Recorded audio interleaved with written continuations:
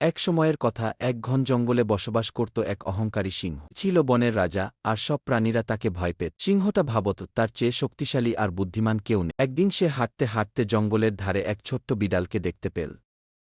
সেই বিড়ালটি ছিল শান্ত, ভদ্র এবং বেশ বুদ্ধিমান। মহান আল্লাহ, ছবিটাকে ভালোবাসলে সাবস্ক্রাইব করবেন আর ভালো না বাসলে করবেন না।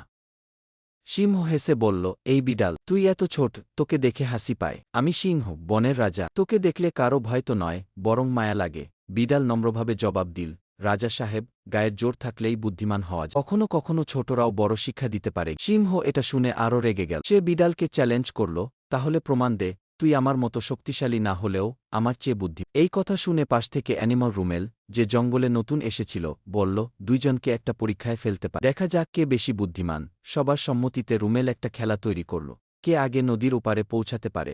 কোনো ধ্বনি শুনে কোনো প্রাণী দৌড়ায় না, এমন খেলা। সিংহ গায়ের জোরে ঝাঁপ দিতে গিয়ে নদীতে পড়ে গেল আর কোনোমতে উঠে অন্যদিকে বিড়াল শব্দ শুনেই সতর্ক হয়ে বসে থাকল, কারণ রুমেল আগে বলেছিল।